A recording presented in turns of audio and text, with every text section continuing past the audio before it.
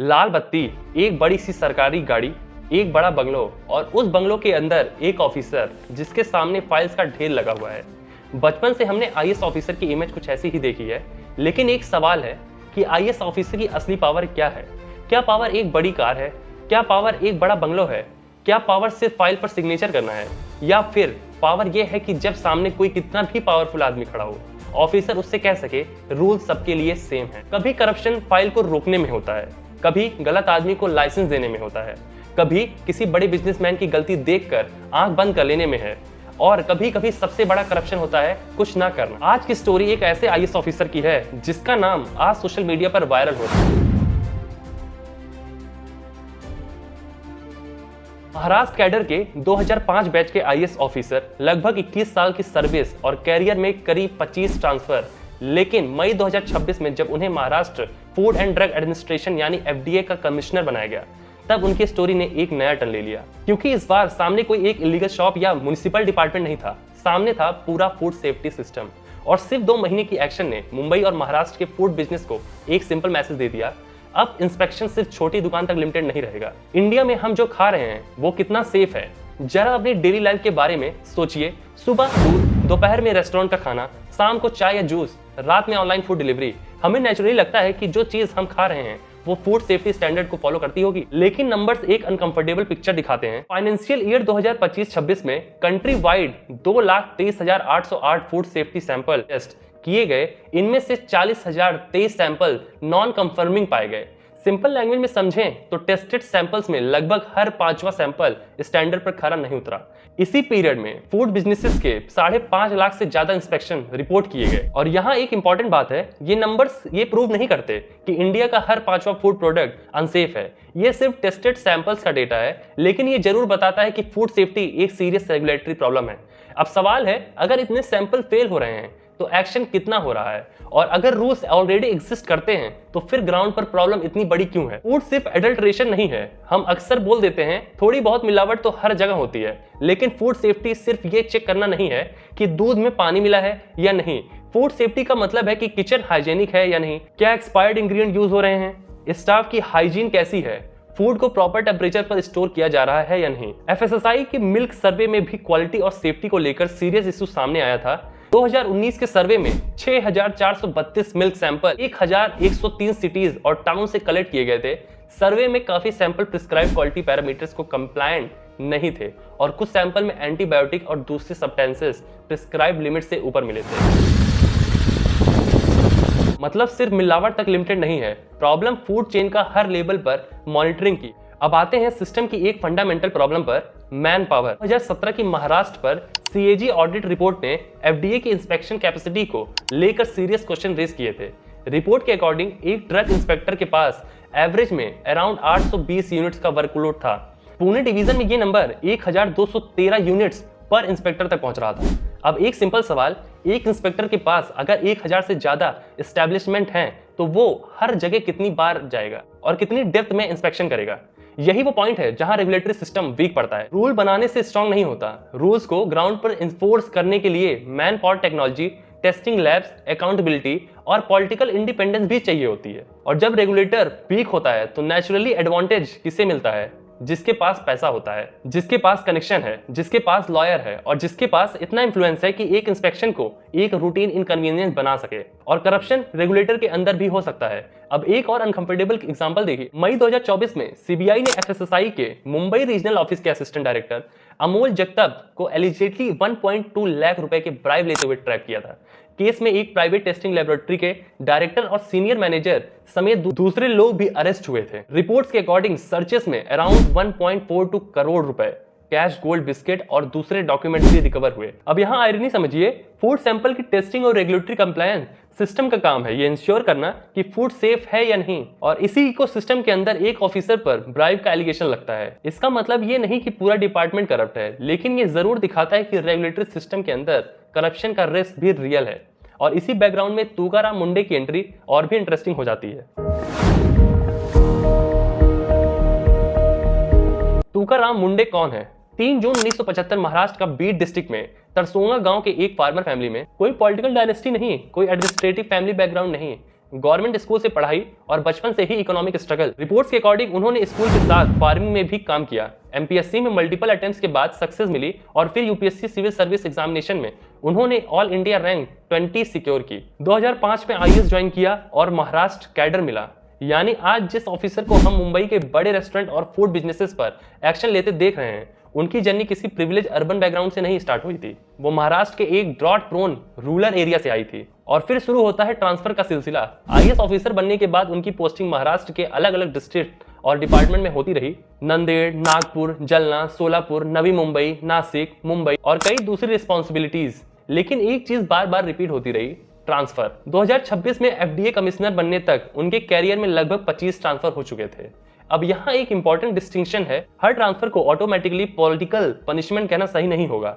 Government officer की posting administrative reason से भी चेंज होती है, लेकिन मुंडे का ट्रांसफर रिकॉर्ड डेफिनेटली अनयूजुअल है। लोगों के अकॉर्डिंग उनका स्ट्रिक्ट और कंफ्रंटेशनल वर्किंग स्टाइल पॉलिटिकल और वेस्टेड इंटरेस्ट के साथ फ्रिक्शन का रीजन बना। उनके जो सपोर्टर हैं उनके अकॉर्डिंग स्ट्रिक्ट और कंफ्रंटेशनल वर्किंग स्टाइल पॉलिटिकल और वेस्टेड इंटरेस्ट के साथ फ्रिक्शनल का रीजन बना। लेकिन जो उनके हेटर्स हैं उनका कहना है कि उनका अननेसेसरी अग्रेसिव भी होना बहुत गलत है।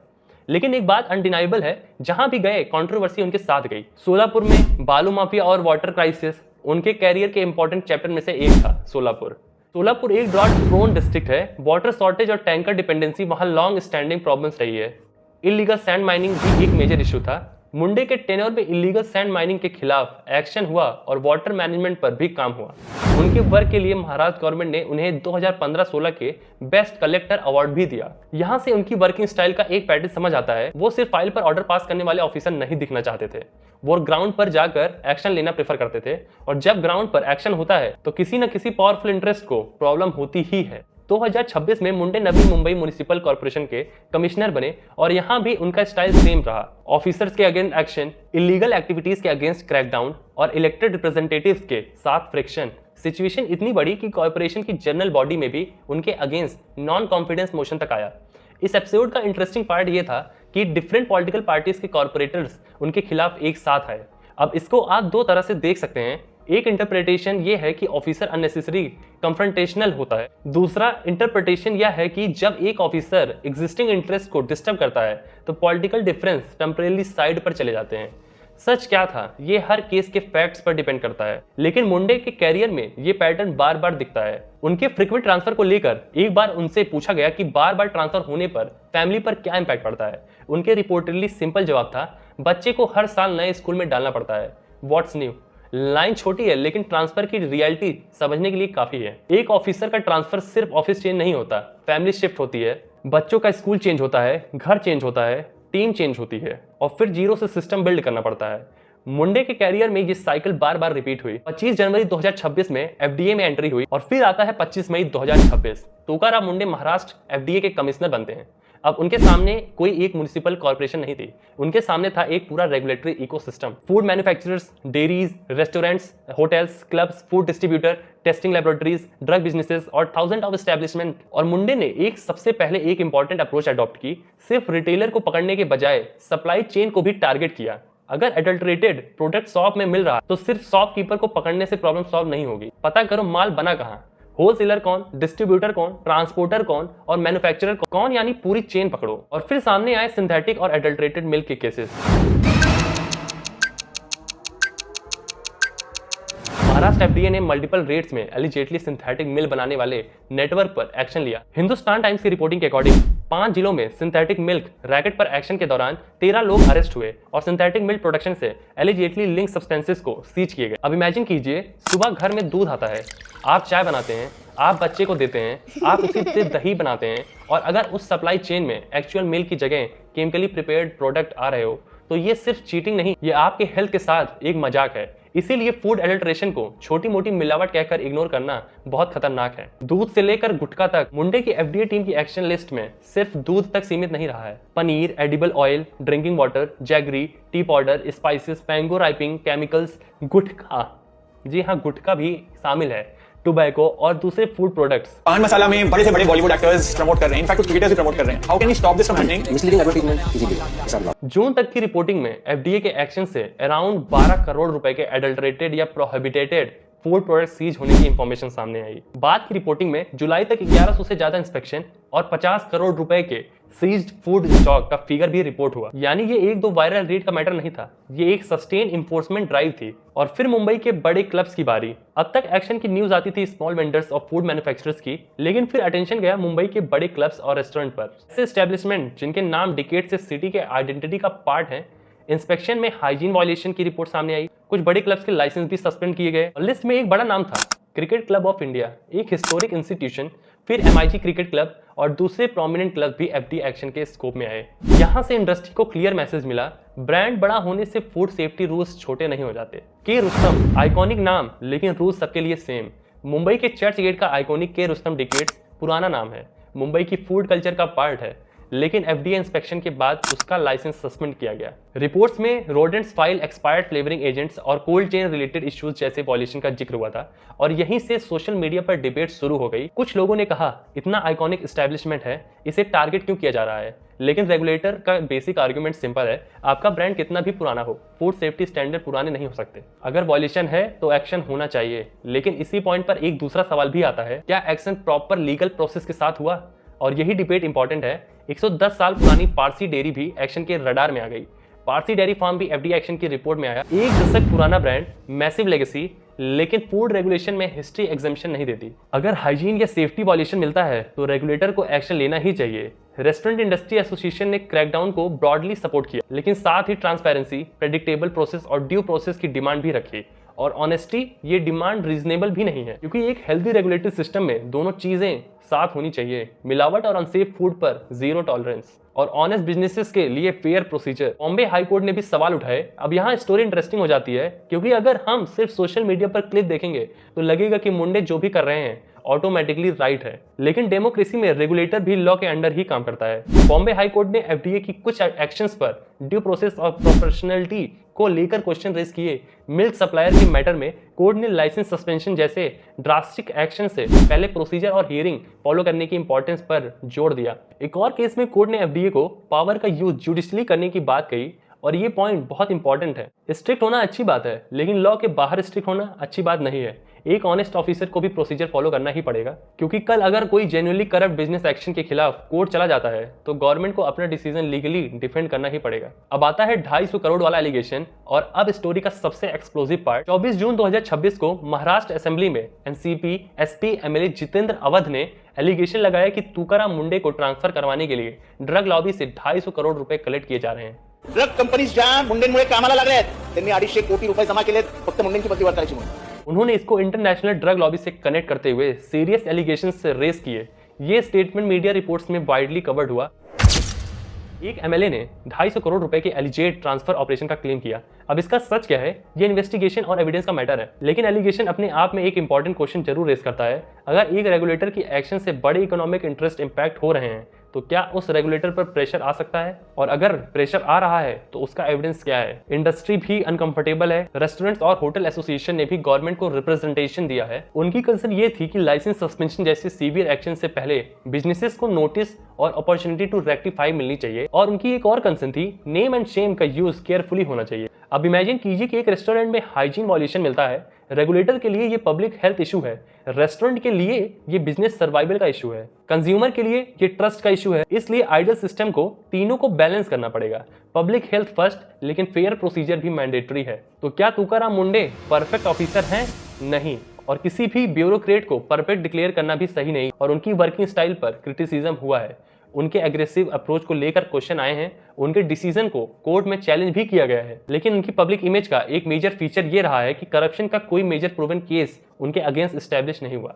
और शायद इसी वजह से पब्लिक उनके करंट क्रैकडाउन को इतना अटेंशन दे, क्योंकि इंडिया में लोग सिर्फ एक्शन नहीं देखते, लोग ये भी देखते हैं कि एक्शन लेने वाला खुद कितना क्लीन है। असली प्रॉब्लम तुकाराम मुंडे नहीं, सिस्टम है। अब मान लीजिए कि कल तुकाराम मुंडे का ट्रांसफर हो जाता है, क्या फूड एडल्ट्रेशन खत्म हो जाएगा? नहीं होगा। क्या रेस्टोरेंट परमानेंटली क्लीन रहेंगे? गारंटी है?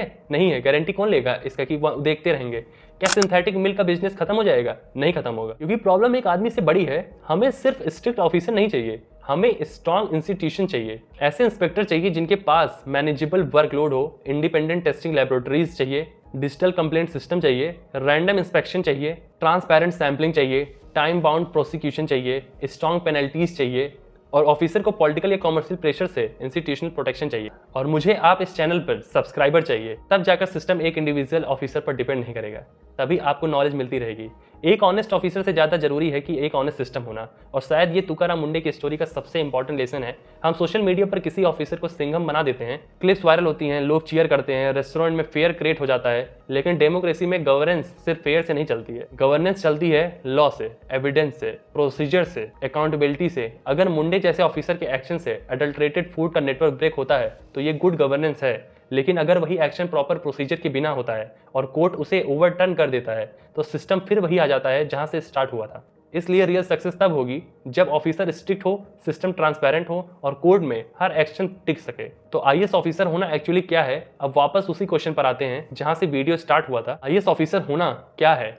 क्या इसका मतलब बड़ी गाड़ी, बंगलो, सिक्योरिटी, लाल बत्ती, या इसका मतलब है कि आपके सामने एक पूरा स्ट्रीट वेंडर हो और दूसरी तरफ करोड़ों का बिजनेस और आप दोनों पर सेम लॉ अप्लाई करें? क्या इसका मतलब है पावर, या पावर के बावजूद खुद को लॉ के अंदर रखना? तुकाराम मुंडे की स्टोरी इसी कॉन्ट्रडिक्शन को दिखाती है। एक तरफ 25 ट्रांसफर्स, दूसरी तरफ एक स्ट्रॉन्ग पब्लिक इमेज, एक तरफ 1000 ऑफ इंस्पेक्शंस, दूसरी तरफ हाई कोर्ट के क्वेश्चंस, एक तरफ फूड अडल्ट्रेशन के अगेंस्ट अग्रेसिव एक्शन, दूसरी तरफ ड्यू प्रोसेस की डिमांड। और इसलिए ये स्टोरी सिर्फ IAS officer versus food mafia की स्टोरी नहीं है, ये एक्चुअली इंडियन गवर्नेंस के स्ट्रेस टेस्ट की स्टोरी है। फाइनल क्वेश्चन है कि आज अगर मुंबई का कोई रेस्टोरेंट अपनी किचन खुद डीप क्लीन कर रहा है, अगर स्टाफ ग्लव्स और हेड कैप पहन रहा है, अगर रेस्टोरेंट ओनर अपने फूड लाइसेंस और एम्प्लॉय मेडिकल रिकॉर्ड्स चेक कर रहे हैं, अगर मिल्क सप्लायर अपनी सप्लाई चेन दोबारा वेरीफाई कर रहे हैं, तो इसका मतलब है कि रेगुलेटरी प्रेशर का हो गया इफेक्ट ग्राउंड पर दिख रहा है। लेकिन असली टेस्ट अभी बाकी है। अगर कल तुकाराम मुंडे का ट्रांसफर और उनके जाने के बाद सिस्टम पुरानी स्पीड पर आ जाए तो क्या होगा? इसलिए यहाँ पे ये दर्शाता है कि तुकाराम मुंडे जैसे आईएएस ऑफिसर की हमेशा जरूरत है, ऐसे इंस्टीट्यूशन की जरूरत है जो ऐसे ऑफिसर्स को पैदा करे, उनके इंस्टीट्यूशन को बढ़ाए। वीडियो यहीं खत्म करते हैं। ऐसे ही और वीडियोस देखने के लिए आप ये चैनल सब्सक्राइब कर सकते हैं, और वीडियो पसंद आई हो तो लाइक कर सकते हैं।